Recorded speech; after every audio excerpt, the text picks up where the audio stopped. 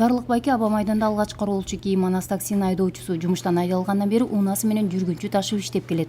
Иностранецтерге биз орай мамиле кыла албайбыз. Акебай, жакебай дейбиз. Түшүнсө түшүндү, түшүнбөсө тигилердин тилмечи бар Манас таксинин. Бул жерде таксисттердин баардыгы аэропортко жакын жайгашкан айыл тургундары. Андыктан аэропортто иштеп акча табууга толук укугубуз бар деп эсептешет. Алар аэропорт өзүнүн жеке таксисин жоюп, бирдей атаандаштыкты түзүү керектигин айтышат. Жалаң ушу Манас таксистердин айынан канча киши ачка кылып атат. Бир эле киши чөнтөккө набивать этип атат ошонун баары.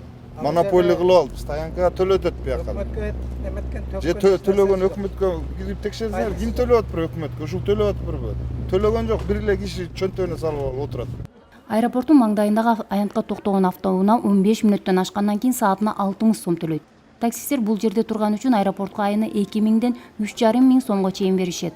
Мындан сырткары ортомчулар алып келген ар бир кардар үчүн айдоочулардан 50 сомдон алат. Сумкалар мисалы үчүн кала берет да машинада. Ошолорун бир айдан кийин кайра возврат беребиз. Бирибиз немебизге түшүнүшөбүз. Анткени менен учактан жаңы эле түшкөн конокторду талашкан таксисттер жана ортомчуларга жүргүнчүлөр арасында нараазычылык күч. Туристтик компаниялар алар айрым учурларда туроператорлорго конокторун тосуп алууга тоскоолдук кыларын айтышат. Жана далдалчылар такси маселесинде эми сизди кузгундардай болуп, жеп жутуп алчудай болуп, арт тарабыңыздан неметип колуңузду тарткылап, өзүңүз ошол жерге конооңузду тосуп барсаңыз, сизди деле салып кетчүдөй болуп турушат. Биздики чыкканда встречающийлер аябай көп, кээ бир иностранецтер түшүнбөй калат каяка келгенин. Чыгып атканда эле таксилер биринин аркасынан бири бияка өтүңүз байке, тияка өтүңүз деп, анан тосуп аткан кишиси дагы кээ бирде таппай калган учурлар бар да, өзүң учуп атканда да билбей каласың каяка тартып кеткенинчи. Эл аралык каттамдар көбүнчө түнү учуп келет. Бул мезгилде коомдук транспорт токтоп, бир гана таксилер иштеп калат. Андыктан алар баа жана тейлөө жагынан кенен монополия жүргүзүшөт. Ошол жердеги аэропортто иштеген кызматкерлер, алар өзүнүн унаасы менен келишет, бир сутка иштешет, анан кетип баратканда баягы майдын акчасын таап кетейин деп, анан ошол жерде пассатчик деп коет, жанагы отургузуп, бияка отур деп жүгүрүп жүргөндөр. Анан ошол эклерге кайрылат. Милиция кызматкерлери да бар, коопсуздук кызматкерлери да бар, баары клиент ташып кетишет. Анан ар бирден тиги киши дагы, тигинин да кызыкчылыгы бар, ар бир клиенттен 50 сомдон чөнтөгүнө салат.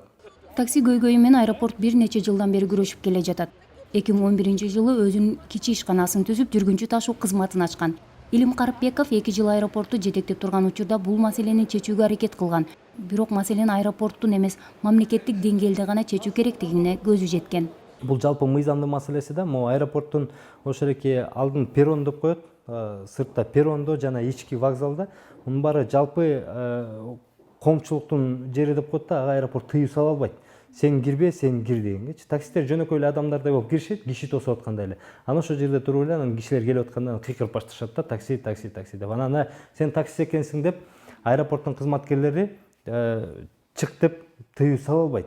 Себеп дегенде андай мыйзам жок, мыйзам дагы жол бербейт. На сегодняшний день, в соответствии с законодательством нашей страны, биз эч кимге тыюу сала албайбыз. Албетте бул жерде тартип болушуна каалайбыз. Автоунаа таза, таксист өзү тыккан болсо дейбиз. Милиция менен дагы, коопсуздук кызматы менен дагы иштеп жатабыз. Бирок жыйынтык аз. Негизинен юридикалык жактан таксилерде патенти болсун деген талап коюп жатабыз. Бизде азыр комиссия түзүлдү, жакында чечилет деген ойдобуз. Такси башкармандыгы аэропорттун жападан жалгыз кемчилиги эмес, кызматкерлеринин орой мамилеси, уюштуруу иштериндеги калпсыздыктар. Жүргүнчүлөр Аба майданда текшерүүдөн өтүү үчүн 2 саатка жакын кармалганына даттанышат. Айрыкча туристтер көпчүлүк эл аралык аэропорттордо жок эрежелерге арызданышат. Багаж алганда да көп аябай түрдүү рейстер бири-бирине аралашып кетмей деген бар. Ал жана таблолордо так кайсы рейс каяка байланыштуу экени кээде бир суроо пайда кылат, бирок ошенткенде дагы 2 лентанын арасында чуркап жүрүп барып багажыбызды алабыз. Турция, Дубай, Индия, башка жактарда караганда чыгып атканда багаждарды текшербейт да.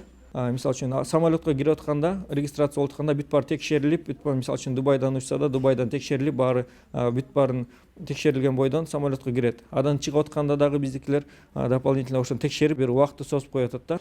Аэропорт кызматкерлеринин чет элдик жүргүнчүлөр менен сүйлөшө албай кыйналып турганын дагы байкоого болот. Аэропортто иштегендерге тренинг өткөрсө болот. Биздики Кыргызстанга келгенде, биздики өз күнөстүү өлкөбүз, мисалы үчүн күн жайнап турат. Ошондой эле биз дагы келгенде өзүбүз да жылмайып турсак жакшы болот беле дейм да. Анткени биздикилер келгенде штампка паспортко коет дагы, анан кабагын бүркөгөн бойдон бат эле өткөрүп жиберишет да. Айрым маалыматтарга караганда аэропорттун кызматкерлеринин айлык акысы өтө аз болгондуктан жакшы адистер көпкө кармалбайт.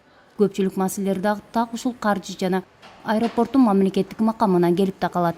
Бардык башка өнүккөн өлкөлөрдө мурунтан эле калыбына келген. Булар аутсорстоп коет, бул аэропорттун баарын жеке тарапка беришет, өнүктүрүп. Турцияда 50ден ашык аэропорт бар. 50ден ашык аэропорттун баары аутсорско берилген. Бизде аэропорт стратегиялык объект болуп, ошол жерде көп кызыкчылыктар бар да. Ошол таксисттердин, ошол жерде иштеп аткан адамдардын кызыкчылыктары, кызматкерлердин кызыкчылыктары себептегенде жеке жакка болсо, алар билишет, алардын баары жумуштан кетиши мүмкүн. Ошондон алар каршы чыгышат. Өкмөттө отурган адамдардын же болбосо ошол жерде бизнес бар адамдардын дагы өзүнүн кызыкчылыктары бар. Себептегенде ал бизнесмендердин баары кетет, ошол жерде акча жасап, тымыздын акчабы, көмүскө акчабы, ачык акча жасап аткандардын баарынын кызыкчылыгы бар. Манас эл аралык аэропортунун башкы акционери өкмөт, анын үлүшүнүн 79% мамлекеттик мүлк комитетине, 8% социалдык фондко, калгандары жеке жана юридикалык жактарга тиешелүү. Компаниянын карамагында 5 эл аралык 6 аймактык аба майдан жана 3 кичи ишкана бар. Жылдык кирешеси 1,5 миллиард сом өлчөмүндө.